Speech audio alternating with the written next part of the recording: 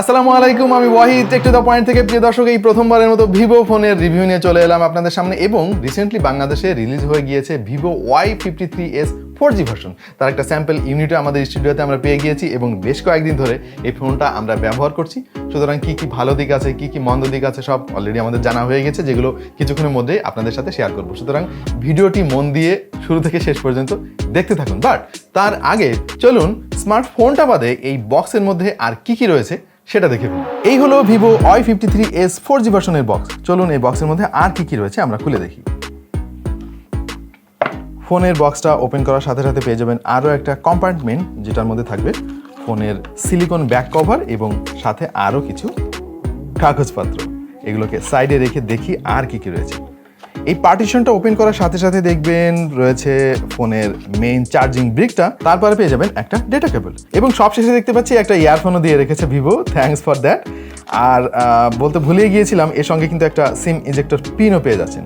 তো সর্বসাকুল্যে এই হচ্ছে ভিভো Y53s এর বক্স কন্টেন্ট।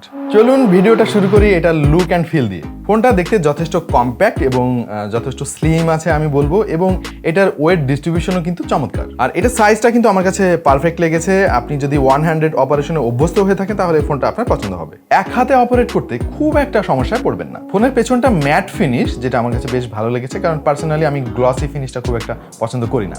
পাশাপাশি এটা 2.5D কার্ভ ডিজাইন যে কারোর মন কাড়বে। ভিভো Y53s এর থিকনেস 8.4 মিলিমিটার এবং ওয়েট পেয়েছি আমরা 189 গ্রাম। এতে ব্যবহার করা হয়েছে 6.5 ইঞ্চির ফুল এইচডি আইপিএস প্যানেল, যার রেজলিউশন হচ্ছে 2408x1080, আর পিপিআই পেয়ে যাবেন 400-র উপরে। এর সামনের দিকে সেলফি ক্যামেরা ইমপ্লিমেন্ট করা হয়েছে ডিউড আপ নচ আকারে, যেটা আমি বলবো যে অনেক পুরাতন হয়ে গিয়েছে। এখন আসলে আমরা ডিউড আপ নচের চাইতে পাঁচ হোল ক্যামেরাগুলো বেশি পছন্দ করছি, সেটা ডানে বায়ে বা মাঝখানে যে কোনো জায়গায় হতে পারে।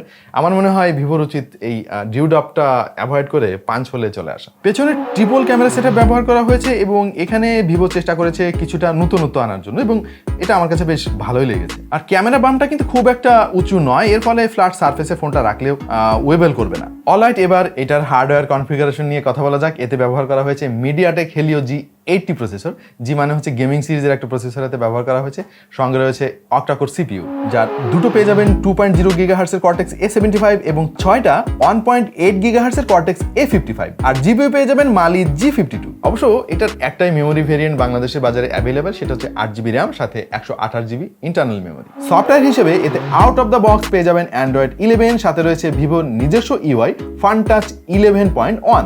মিডিয়াটেক G80 কিন্তু যথেষ্ট পাওয়ারফুল একটা প্রসেসর, এবং আপনি যদি মিড বাজেটের কথা চিন্তা করেন আমি বলবো যে এটা এই বাজেটের মধ্যে বেশ পপুলার একটা চিপসেট এই মুহূর্তে। বেশ কয়েকদিন থেকেই ব্যবহার করে আমি যেটা বুঝলাম সেটা হচ্ছে এটার পারফরমেন্স ডিসেন্ট এবং স্মুথ সফটওয়্যার এক্সপিরিয়েন্স পাবেন। মডারেট র্যাম ম্যানেজমেন্ট পেয়েছি আমরা এবং ফ্ললেসলি মাল্টিটাস্কিং করতে পেরেছি। অ্যাপ ওপেনিং টাইমকে খুব ভালো বলা যাচ্ছে না, তবে কাজ চলে যাওয়ার মতো। আমাদের টেস্টিংয়ে আনটু স্কোর পেয়েছি 1,96,276 এবং গিগবেঞ্চ 5.0-তে স্কোর পেয়েছি সিঙ্গেল করে 384 এবং মাল্টি করে 1,332। ওয়েল, এটার যে স্কোর খাতা কলমে আমরা পাচ্ছি সেটা আমি বলবো একটু আন্ডাররেটেড রয়েছে, কারণ এই বাজেটের একটা ফোনের কাছ থেকে আর একটু বেশি স্কোর আমরা আশা করেছিলাম। অন্তত 2,40,000 বা 30,000 হলেও মোটামুটি এটাকে অ্যাকসেপ্টেবল রেঞ্জের মধ্যে আমি রাখতে পারতাম। বাট এখানে আমার মনে হয়েছে যে হয়তো একটু সফটওয়্যার অপটিমাইজেশন করলে এই হার্ডওয়্যার সেটআপেই আরও বেশি স্কোর পাওয়া সম্ভব। এটা থেকে যে গেমিং পারফরমেন্স আমরা পেয়েছি সেটাকে আমি মোটামুটি বলবো, মানে আপনার প্রত্যাশা যদি অনেক বেশি হয় বা আপনি যদি হার্ড কোর গেমার হয়ে থাকেন সেক্ষেত্রে হয়তো খুব একটা খুশি নাও হতে পারেন, বাট মডারেট গেমার হলে এর কাছ থেকে যে পারফরমেন্স আপনি পাবেন সেটা আমি বলবো যে প্রাইস অনুযায়ী ঠিকঠাকই আছে। তবে এই ফোনে দারুণ একটা জিনিস আছে গেমারদের জন্য, স্পেশালি যারা স্ট্রিমিং করেন অনলাইনে বা কন্টেন্ট তৈরি করেন গেম প্লের, তাদের জন্য একটা ফিচার এতে আছে, অবশ্যই ভালো লাগবে আপনাদের। সেটা হচ্ছে অনেক গেমার আছেন যারা অনলাইনে স্ট্রিমিং করেন এবং আপনারা চান যে এর ইন্টারনাল সাউন্ড এবং এর যে মাইক্রোফোন আছে দুটারই সাউন্ড একই সঙ্গে রেকর্ড হবে, যেটা আমরা দেখেছি যে আইফোনে এটা সম্ভব, বাট ম্যাক্সিমাম অ্যান্ড্রয়েড ফোনে কিন্তু এই জিনিসটা সাপোর্ট করে না। বাট ভিভোর এই মডেল থেকে আপনি একই সঙ্গে এর ইন্টারনাল সাউন্ড এবং এর যে এক্সটার্নাল মাইক্রোফোন আছে তার সাউন্ড রেকর্ড করতে পারবেন এবং একেবারে মানে কোনো এডিটিং ছাড়াই আপনার গেম প্লেটা আপনি স্ট্রিমিং করতে পারবেন। ওয়েল, এইবার আমরা এটার ক্যামেরা নিয়ে কথা বলব।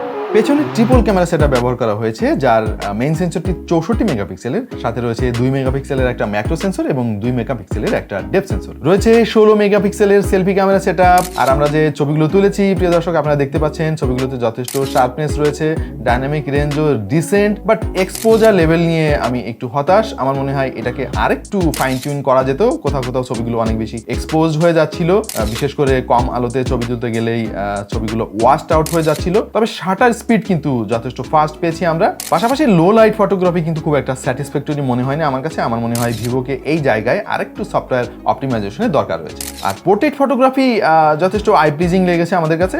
সাবজেক্ট সেপারেশন মোটামুটি আমি বলবো যে গ্রেট বলা যাচ্ছে এটাকে।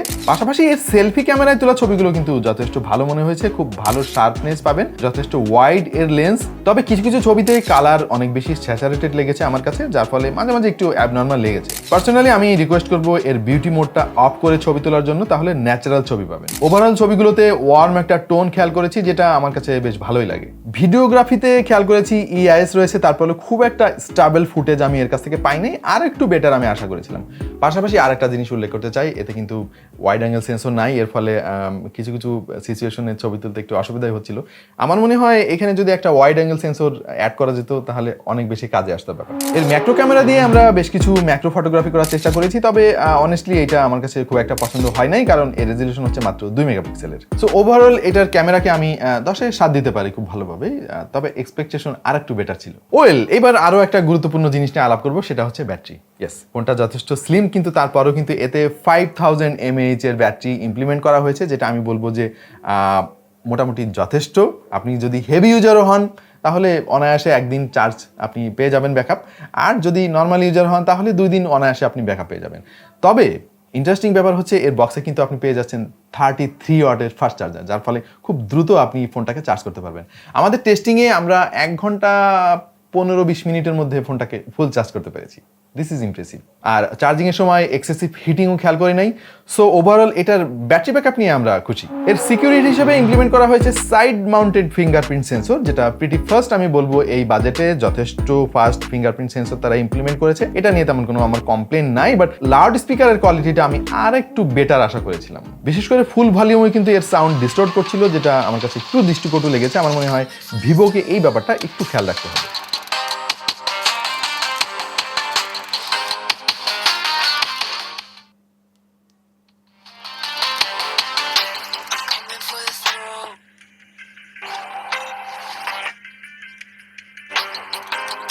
তবে কোনো নেটওয়ার্ক জনিত ইস্যু পাই নাই, এবং পাশাপাশি ওয়াইফাই সিগন্যাল কিন্তু খুব ডিসেন্ট ছিল।